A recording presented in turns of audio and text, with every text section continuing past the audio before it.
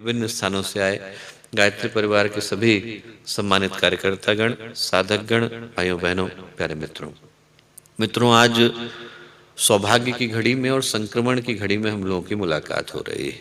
ये जो परिस्थितियां हैं, ये वो परिस्थितियां हैं जिनके विषय में पूज्य गुरुदेव ने लिखा कि इन घड़ियों में मानवता का भाग्य नए सिरे से, नई स्याही से, नई कलम से, नए कागज पर लिखा जा रहा है और उसके गवाह, उसके साक्षी हम लोग बनने जा रहे हैं।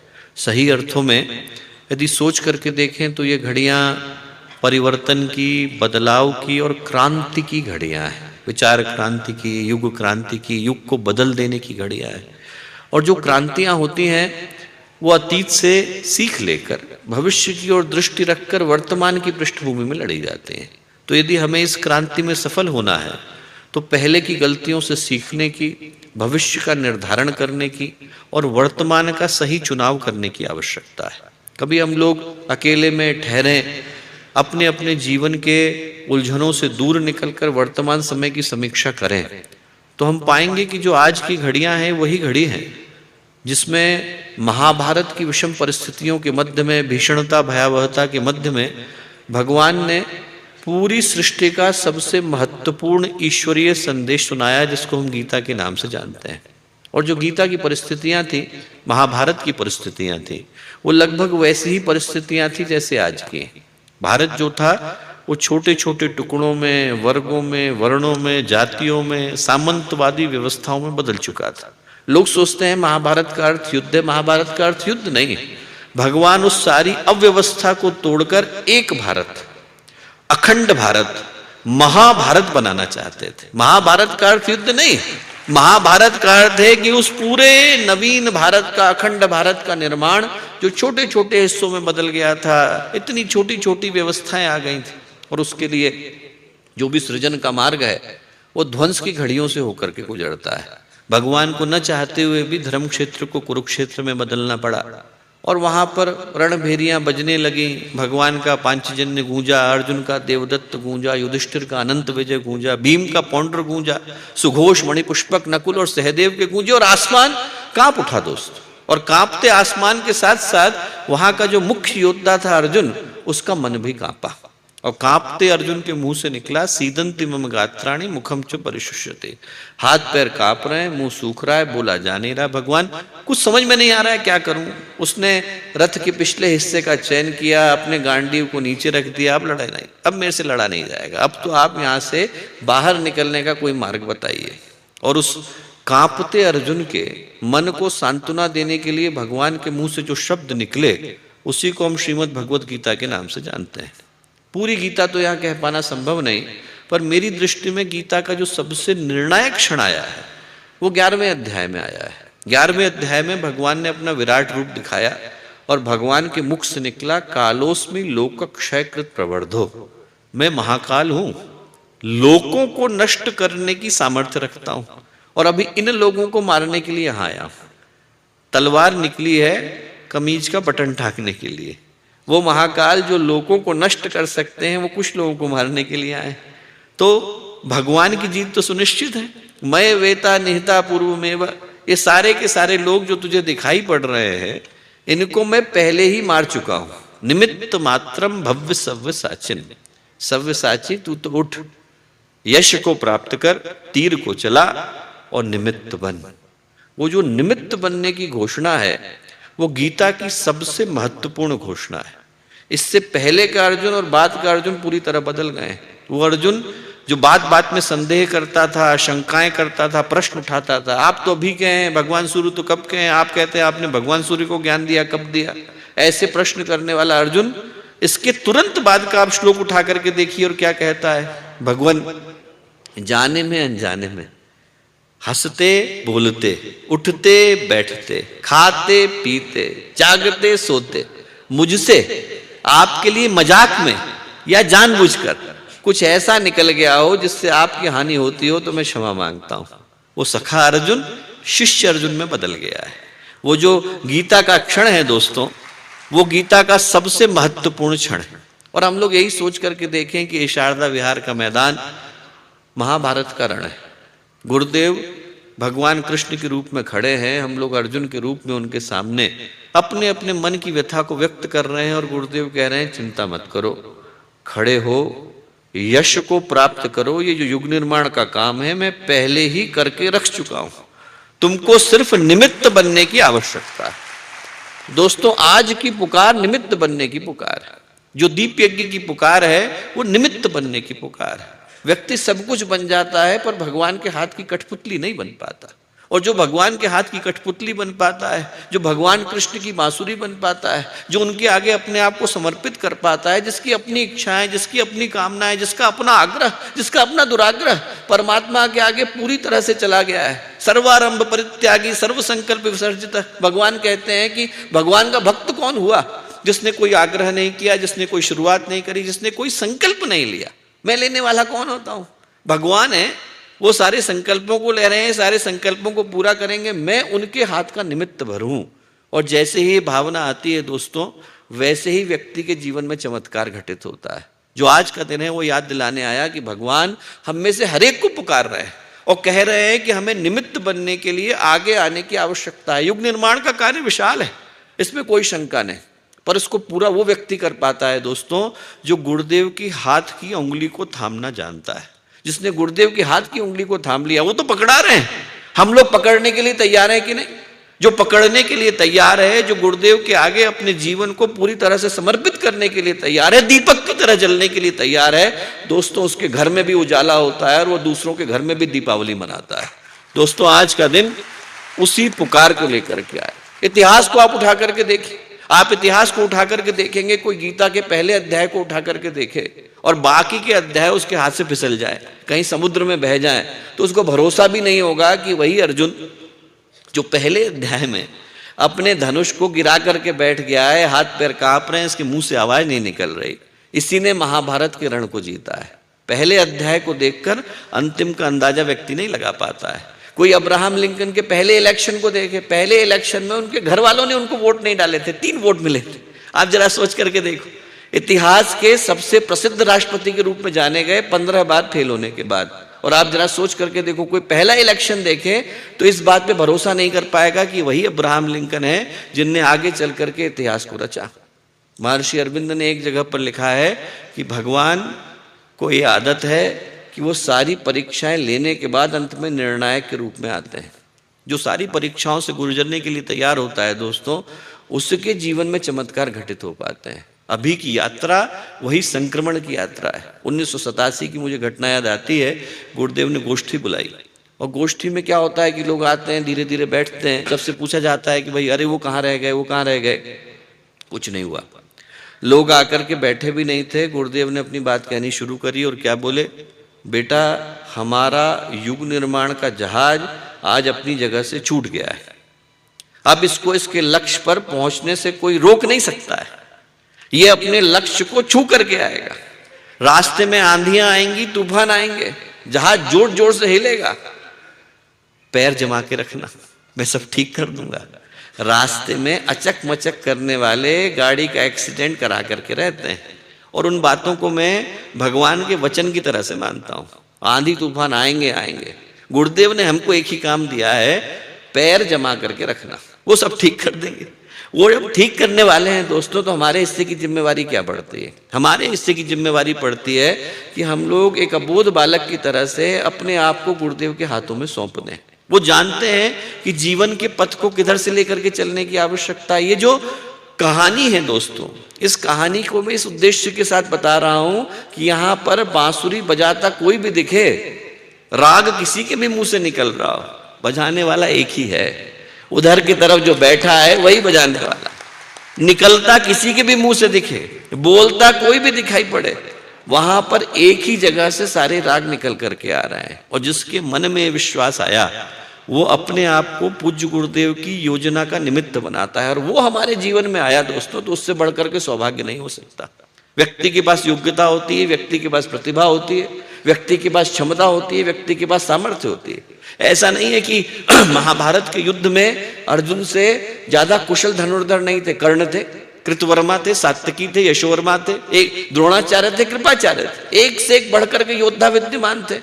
पर जो अवसर अर्जुन को मिला वो बाकियों को नहीं मिला। निमित्त बनने का अवसर बिरलों को मिल पाता है। आप सब सौभाग्यशाली हैं, आपको गुरुदेव ने निमित्त बनने के लिए पुकारा है। मैं कहूंगा दोस्तों, बाकी के सारे उपहारों को साइड रख दीजिए। आपकी जिंदगी में अब तक जितनी कीमती चीजें मिली होंगी उनको उठा करके एक तरफ रख दीजिए। आज का दिन आपके जीवन का सबसे बड़े सौभाग्य का दिन है, क्योंकि हम लोग याद रख सकते हैं कि हमें गुरुदेव ने निमित्त बनने के लिए पुकारा है। और निमित्त जो बन पाता है वो परमात्मा की सारी शक्तियों को ग्रहण कर पाता है। केनोपनिषद की एक बड़ी प्यारी कहानी आती है कि देवताओं ने असुरों को हराया और मन में अहंकार लेकर के पहुंचे कि देखो हमारे पास कितनी शक्ति है। इस अहंकार को लेकर के परस्पर बैठे मशविरा कर रहे थे कि एक इतना चमत्कारी पुरुष वहां पर प्रकट हुआ, प्रकाश से भरा हुआ। उन सारे देवताओं का जो सम्मिलित तेज था उससे उसका तेज जो था सहस्रों गुना ज्यादा था। ये घबराए, देवताओं के मन में भय आया। देवताओं ने अग्निदेव से कहा कि आप जरा पूछ करके आओ कि कौन है, कहीं हम लोगों को मारने तो नहीं आया। अग्निदेव गए, अग्निदेव ने अपनी पहचान दी कि मुझे जात वेदा कह करके पुकारा जाता है। जात वेद का मतलब सृष्टि के सारे ज्ञान को धारण करने वाला। बोले मैं जात वेद हूं, आप बताइए कि आप कौन है। उस महान पुरुष ने कहा, परम पुरुष ने कहा कि आप कौन है, आपने बताया, आप क्या कर सकते हैं बताइए। बोले मैं दुनिया की हर चीज को जला सकता हूं। उन परम पुरुष ने एक छोटा सा घास का तिनका रखा और बोला इसको जला करके दिखाइए।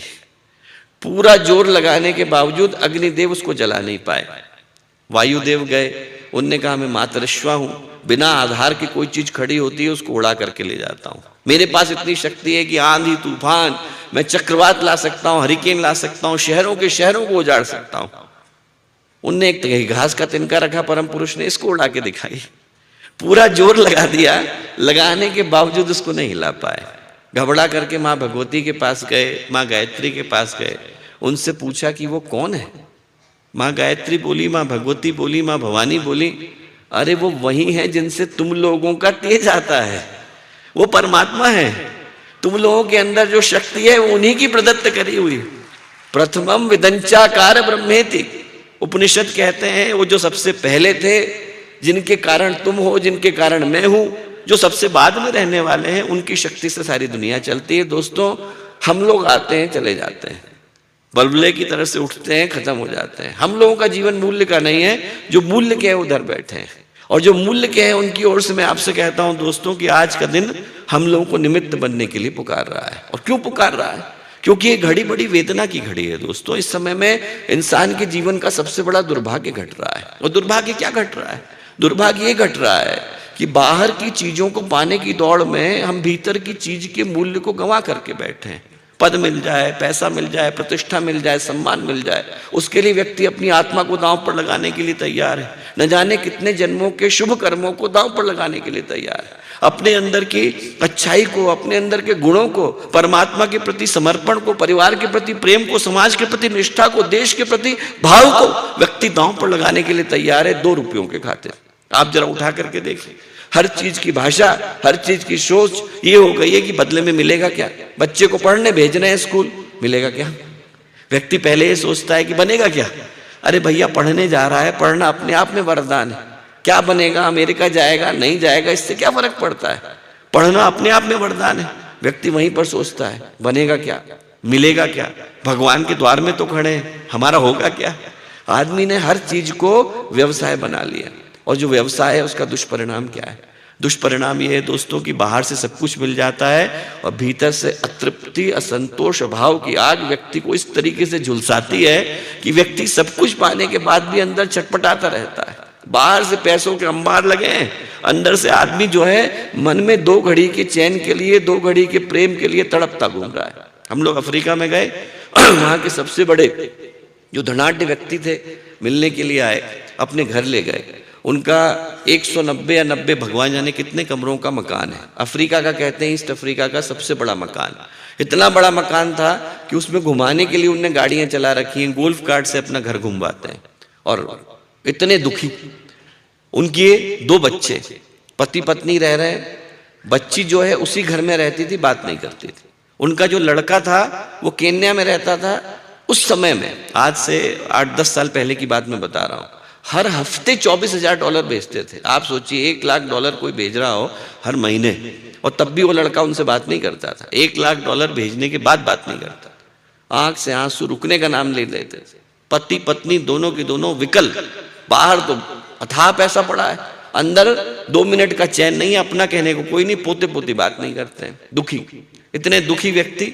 और वहां पे गुरुदेव का फोटो लगा था। मैंने कहा क्या बात हुई, आप जब गुरुदेव से मिले तो क्या बात? बोले रे साहब ज्यादा बात नहीं हुई, 2 मिनट की बात हुई। मैंने कहा ऐसा हो नहीं सकता, गुरुदेव ने कहा होगा तो जीवन का बदलने वाला वाक्य कहा होगा। बोले नहीं, हम गए, हम 71 की बात है, गुरुदेव के पास आ रहे थे, अफ्रीका जा रहे थे, हमने गुरुदेव के पास जाकर के पैर छुए, गुरुदेव से बोले कि गुरुदेव पैसा दीजिए। गुरुदेव ने कहा नहीं बेटा, मैं तुझे सुख शांति दूंगा। बोले नहीं नहीं पैसा दीजिए। गुरुदेव ने कहा नहीं बेटा, मैं तुझे सुख शांति दूंगा। फिर से बोले गुरुदेव पैसा दीजिए। गुरुदेव बोले नहीं बेटा, मैं तुझे सुख शांति दूंगा। चौथी बार बोले गुरुदेव पैसा दीजिए, तो गुरुदेव ठहरे और बोले ले जा। पैसा मिला, शांति नहीं मिली। व्यक्ति को वही जो उनके साथ की कहानी है वो हर व्यक्ति की कहानी है। पैसा मिल गया है, मन की शांति छिन गई।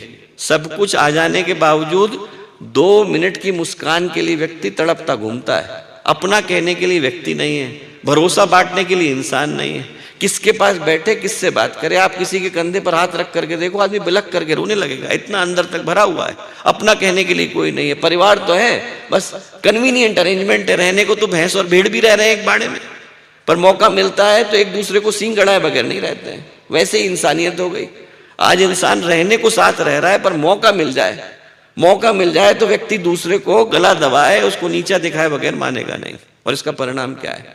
परिणाम ये है दोस्तों कि आदमी अंदर से अशांत, अंदर से दुखी, अंदर से उद्विग्न, मन में उदासी, चेहरे पर परेशानी, अंदर से हताशा, जीवन के लक्ष्य से दूर, परमात्मा से दूर, अपनों से दूर, सबसे दूर, ऐसी जिंदगी को जी रहा है। इसको बदलने के लिए आप लोगों को बुलाया गया है दोस्तों।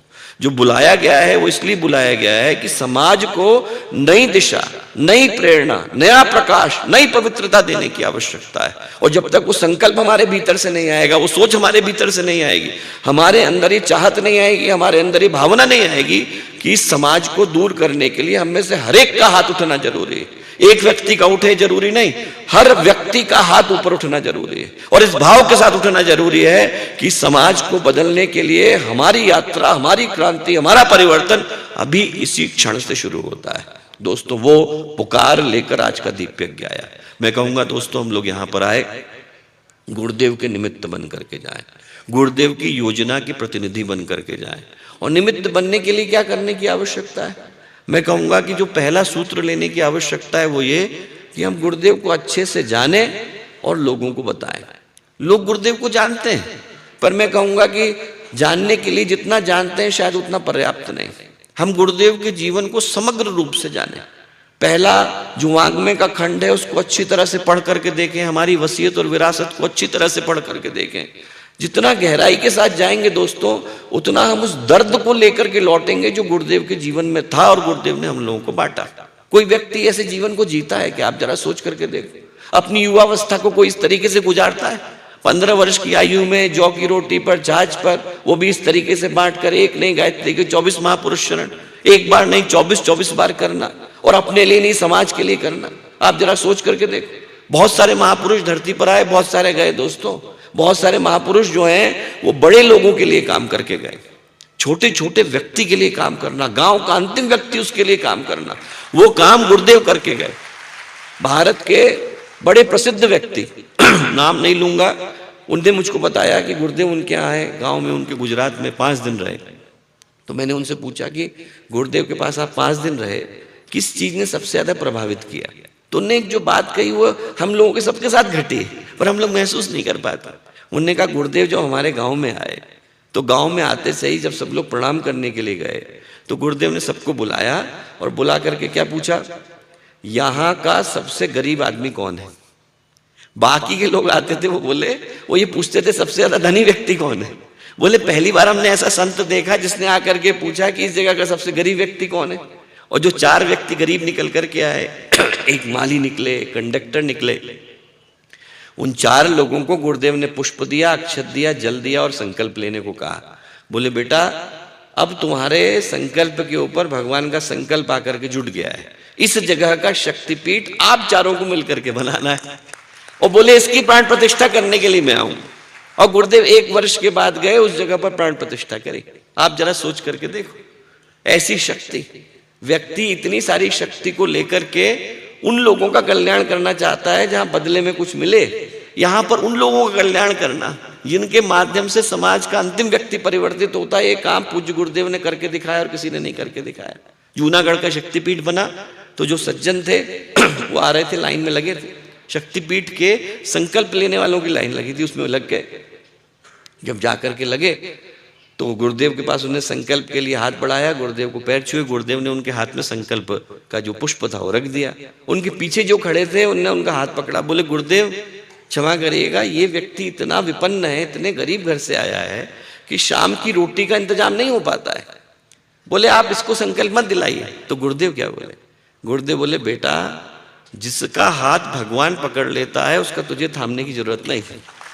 भगवान ने पकड़ लिया, हम सबका हाथ भगवान ने पकड़ लिया है दोस्तों, हम सबका हाथ भगवान ने पकड़ लिया है। गुरुदेव ने पकड़ लिया, भगवान ने पकड़ लिया। गुरुदेव बोले जब तेरा हाथ भगवान ने पकड़ लिया तो तुझे घबराने की जरूरत नहीं। फिर जो अगली लाइन बोले वो मैं कहूंगा कि हर व्यक्ति को अपने मन में गहरे बिठाने की आवश्यकता है। गुरुदेव ने अगली लाइन ये कही, बेटा मैं गटर में गंगा जल नहीं डालता हूं। कहने का क्या अर्थ है? जब तक अपना परिष्कार नहीं होगा तब तक भगवान का कोई उपहार नहीं मिलता है। पहले अपने को बदल, भगवान की योजना का पात्र बन। उनने कहा क्या करूं? तो अनुष्ठान कर। उनने 40 दिन का अनुष्ठान किया, चंद्रायण साधना चलती थी, चंद्रायण साधना करी। एक ही थाली में चंद्रायण किया जाता है। 40 दिन गुजर गए, कोई चमत्कार नहीं हुआ। रात में सो गया परिवार, कोई चमत्कार नहीं हुआ। सुबह का सूरज उगा, जो नगर सेठ थे उनकी गाड़ी आकर के रुकी। नगर सेठ ने आकर के दरवाजा खटखटाया, बोला हमारी जो कुल देवी है उमिया माता, वो सपने में आई थी और हमसे बोली कि हमारा एक बच्चा इस जगह पे अनुष्ठान कर रहा है, तेरे पास जितने ज्यादा पैसे हो लेकर के जा, उसकी जो थाली है जिसमें उसने चंद्रायण किया उसको खरीद करके ला। उनने वो थाली खरीदी, लेकर के आए, उससे शक्तिपीठ की पहली 2 मंजिलें बनी। दोस्तों भगवान ने हम लोगों का हाथ पकड़ा है। हम लोगों को ये सोचने की आवश्यकता है, गुरुदेव को समझें और लोगों को बताएं। पहली जो चीज की आवश्यकता है वो ये कि हम अच्छे से जानते हो, तब हम लोगों को बता पाएंगे। पहली चीज हम समझें, दूसरों को बताएं। दूसरा मैं कहूंगा पढ़ें और पढ़ाएं। गुरुदेव को जितना ज्यादा पढ़ सकते हो उतना पढ़ें, और जितना ज्यादा पढ़ा सकते हो उतना पढ़ाएं। जिन घरों में अखंड ज्योति जाती हो उनमें हमें 4 चरणों में गुजरने की आवश्यकता है। कई लोग ग्राहक हैं दोस्तों, उनके घर पे अखंड ज्योति आती है फिर वो पढ़ते नहीं है। तो जो ग्राहक हैं उनको पाठकों में बदलना है, उनको कहना है कि देखिए आप पढ़ना शुरू करिए। और जो पाठक बन चुके हैं उनको साधकों में बदलना है। जो साधक बन गए हैं उनको कल के नेतृत्वकर्ताओं में बदलना है। उनको कहना है कि साहब आपको लीड करने की आवश्यकता है, हम लोग आपके पीछे चलने के लिए तैयार हैं। पढ़े और पढ़ाएं। और जो मैं अंतिम कहूंगा वो ये कि मिले और मिलाएं। कम से कम साल के 1 दिन का चयन करिए जब आपको शांति कुंज आना ही आना है। वहां पर जो व्यक्ति जाता है तो अपनी बैटरी को चार्ज करके लौटता है। जैसे ही आपकी बैटरी डिस्चार्ज होने लगे गुरुदेव के पास जाइए। टेस्ला की गाड़ी होती है, एक बार चार्ज करने के बाद दिन भर चल पाती है, पर फिर कहीं खड़ा करना पड़ता है। कहीं खड़ा करके उसको एक बार आपको चार्जर से चार्ज करना पड़ता है। और चार्जर भी 3 तरीके के हैं। आपके घर का चार्जर उसको जो है 14 घंटे में चार्ज करता है, पर एक बड़ा सुपर फास्ट चार्जर है, टर्बो बोलते हैं उसको। आप टर्बो को लगा दीजिए तो 45 मिनट में पूरी गाड़ी को चार्ज कर देगा। तो शांति कुंज आपकी गाड़ी का टर्बो चार्जर है। आप वहां जाइए, गुरुदेव के पास टर्बो चार्ज करा करके लौटिए। और एक बार तो लेकर के जाइए और एक बार किसी और व्यक्ति को लेकर के जाइए। मिले और मिलाएं। मेरा पहला निवेदन होगा, पहले तो गुरुदेव को अच्छे से समझें और लोगों को बताएं। गुरुदेव को अच्छे से पढ़ें और लोगों को पढ़ाएं। खुद जाएं और लोगों को साथ लेकर के जाएं। ये मेरा विनम्र निवेदन होगा कि यदि हमें गुरुदेव का निमित्त बनना है तो हमें निमित्त बनने के लिए इतनी तैयारी से अपने काम को शुरू करना पड़ेगा। यहाँ से जितने हम लोगों के भाई बहन आए वो इसी संकल्प को लेकर के जाएं। और जो अंतिम बात कहूंगा दोस्तों वो ये कि जब ये सारी चीजें हो गई तो वो करने के बाद हमें भगवान के साथ, गुरुदेव ने एक बहुत प्यारी बात कही है, भगवान के साथ साझेदारी। आप में से प्रत्येक व्यक्ति को गुरुदेव के साथ बिजनेस करने की आवश्यकता है। अभी स्टार्टअप का जमाना चल रहा है, हर व्यक्ति किसी न किसी तरह का स्टार्टअप कर रहा है। मैं कहूँगा कि यहाँ पर हमारे जितने युवा भाई बहन आए हैं उन सबसे मेरा एक ही निवेदन है कि आज की तारीख से आपका गुरुदेव के साथ का बिजनेस शुरू होता है। आपका स्टार्टअप शुरू हो गया और वो जो स्टार्टअप है उसमें आपको गुरुदेव को साझीदार बनाने की आवश्यकता। बिजनेस ही करना है तो आदमी भगवान के साथ करे, औरों के साथ करने का क्या फायदा। वहां पर संत धर्मदास थे जिनने संत कबीर की सारी बातों को लिखा, और जहां से संत जो बीजक जिसको आप बोलते हैं वो एक्चुअल में संत धर्मदास का कंपाइलेशन है। कबीरदास जी ने खुद तो कहा नहीं था, वो बाद में उनने जो जो बातें कही थी संत धर्मदास लिखते गए, उनने जो लिख करके छापा वो बीजक के नाम से पुकारा गया। संत धर्मदास ने जहां पर शुरू किया है, संत धर्मदास जो थे पहले बहुत बड़े व्यापारी थे, संत कबीर की बातें सुनी तो सब कुछ छोड़ दिया। तो लोग उनसे पूछते थे, वो इतने बड़े व्यापारी थे कि उनका करोड़ों में कारोबार उस समय चलता था। तो लोगों ने कहा सब छोड़ दिया, एकदम छोटी छोटी जगह पे घूम रहे हैं। उनने कहा आप क्या करते हैं? संत धर्मदास बोले मैं व्यापारी हो गया हूँ। तो बोले आप कौन सा व्यापार करते हैं? तो बोले कोई कोई लाने कांसा पीतल, कोई कोई लौंग सुपारी, कोई कांसे पीतल का व्यापार करता है, कोई लौंग सुपारी का व्यापार करता है, मैं तो लादा नाम हरि का, अनमल खेप हपारी। संत धर्मदास बोले मैं तो भगवान के नाम का व्यापार करता हूं। तो मैं कहूंगा हर व्यक्ति से कि हम गुरुदेव के नाम का व्यापार करें। गुरुदेव को जन जन तक पहुंचाने की आवश्यकता है, हृदय से इस पुकार को लेकर के जाने की आवश्यकता। मैं तो लादा नाम हरि का, बस उसी तरीके से गुरुदेव का नाम लाद करके चलने की आवश्यकता है। और जैसे ही व्यक्ति उस विश्वास के साथ आगे बढ़ता है तो परिणाम निकल करके आता है। ये आपने रामायण की कहानी सुनी होगी, और रामायण में एक बड़ी प्यारी घटना आती है। जब केवट ने भगवान को पार कराया तो भगवान ने क्या दिया? सोने की अंगूठी दी, यही रह गई है। केवट ने अंगूठी वापस लौटा दी। उतराई में मुद्रिका देनी, भगवान ने क्या कहा? मैं नहीं लूंगा। उनने क्या कहा? केवट ने कहा कि साहब मुद्रिका मत दीजिए, आप आए तो हमने घाट पार कराया, आप यहां पर आए तो हमने घाट पार कराने का काम किया, कल हम आपके घाट पर आएंगे तब आप पार करा देना।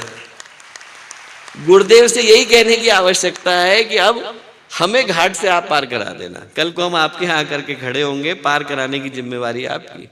और अंत में एक छोटी कहानी, वो मुझे हमेशा से बहुत प्रिय है, वो सुना करके बात को समाप्त करूंगा।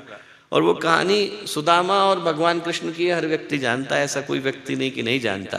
पर वो जिस रूप में प्रसिद्ध हो गई, सही अर्थों में वो उस तरीके से नहीं है। सुदामा भगवान के पास मांगने नहीं गए थे। सुदामा अत्यंत धर्मनिष्ठ थे। 8-8 दिन तक उनको खाना नहीं मिलता था, पर बोलते थे कि अधर्म का कोई काम नहीं करेंगे। जहां आज पोरबंदर है उसी को सुदामापुरी के नाम से जाना गया। और एक बार क्या हुआ कि उनकी पत्नी थी, सुशीला नाम था, जैसा नाम वैसा गुण, पति पत्नी दोनों, 8 साल का बच्चा। 8 दिन गुजर गए, घर में खाने का एक दाना नहीं था। न तो सुदामा को कोई कष्ट हुआ और न सुशीला को हुआ, पर बच्चा भूख से बिलबिलाने लगा। माँ से देखा नहीं गया। माँ के आंख से आंसू गिरे। उन्होंने सुदामा जी से कहा कि आपके तो मित्र भगवान कृष्ण थे। बोले हाँ। आप उनसे जाकर के कुछ क्यों नहीं कहते हैं?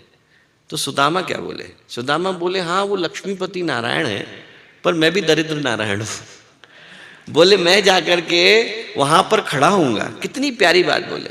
बोले मैं यदि उनके द्वार पर जाकर के खड़ा होऊंगा तो लोगों को ये लगेगा कि धर्म इतना कमजोर हो गया कि उसे अर्थ के आगे झुकना पड़ा।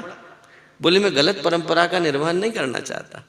पत्नी बोली कि आप बिल्कुल सही बोलते हैं, पर शास्त्र कहते हैं कि मित्र पितृवत होता है, जो दोस्त है वो पिता की तरह से होता है। आप उनसे अपने मन की बात नहीं कहेंगे तो किससे कहेंगे? उन्होंने कहा कि आपका जो लॉजिक है वो बिल्कुल सही है, मैं चला जाता हूं मिलने के लिए। सुदामा बोले पर मैं लेने नहीं जाऊंगा, देने के लिए जाऊंगा। आपके पास जो है वो निकालो। तो चिवड़ा निकाल करके लाई 3 कपड़ों की। आप भागवत में कहानी सुनना, 3 पुराने कपड़े जो कहीं से मिले, 2 पड़ोसी से मांग के ले आई, एक कहीं से मिला। उन 3 कपड़ों की मिला करके गठरी बनाई और उस गठरी के अंदर चिवड़ा धरा, और चिवड़ा धर करके सुदामा देने के लिए गए थे, मांगने के लिए नहीं गए थे। सुदामा गए और जैसे ही चले तो 8 दिन का खाना नहीं खाया था, बेहोश होकर के गिर गए।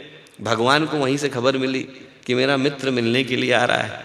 भगवान ने गरुण भगवान से कहा कि सुदामा को उठा करके ले आओ। गरुण भगवान गए, बेहोश सुदामा को उठाया और ला करके द्वारकापुरी के सामने रख दिया। सुदामा की आंखें खुली तो देखा द्वारका सामने। उनको लगा ये तो कैसा चमत्कार घट गया। लोगों ने कहा था 20 दिन लगते हैं, मैं तो तुरंत ही पहुंच गया। पर अब भगवान की इच्छा, अंदर घुसे। लोगों से पूछा कि भाई भगवान कृष्ण का महल कौन सा है? वहां 16,000 महल खड़े। उनने कहा कि हर महल के अंदर भगवान कृष्ण ही खड़े हैं, आप किसी भी महल के अंदर चले जाओ, वहां आपको भगवान कृष्ण ही मिलेंगे। रुक्मिणी के महल के अंदर घुसे और जैसे ही द्वारपाल से कहा कि भाई आप भगवान कृष्ण से कहो कि उनका सहपाठी आया है, सुदामा आया है, तो भगवान अपने सिंहासन से कूद करके मिलने के लिए पहुंचे। सुदामा को गले में भर लिया, आंखों से आंसू गिर रहे हैं। रुक्मिणी से कहा कि रुक्मिणी जल्दी से, मेरा मित्र आया है, इसके पैर जो है मिट्टी से सने हुए हैं, धूल से सने हुए हैं, धोने के लिए जरा पानी तो लेकर के आ, मैं अपने मित्र के पैर धुलाऊं। और भागवत कहती है कि जब तक रुक्मिणी लौट करके आई तब तक भगवान के आंसुओं से सुदामा के चरण धुल गए थे। भगवान के आंसुओं से सुदामा के चरण धुल चुके थे। और उस रोते हुए भाव में भगवान कृष्ण ने कहा, शादी हो गई सुदामा, हो गई। भाभी कैसी हैं? बहुत अच्छी है। मेरे लिए क्या भेजा है? चिवड़ा निकाला, चिवड़ा उनने खाया। खाने के बाद माथा पोंछने लगे। सुदामा ने कुछ मांगा नहीं, उनने पहले ही संकल्प लिया था कि मैं देने के लिए जा रहा हूं, मांगने जा नहीं रहा हूं। जब माथा पोंछ रहे थे तो भगवान ने देखा कि यहां पर क्या लिखा हुआ है, श्री क्षय, इसको कभी श्री नहीं मिलेगी, जब भी पैसा आएगा तो इसके पास से क्षय हो जाएगा। भगवान ने कहा तो बड़ा गलत लिख दिया।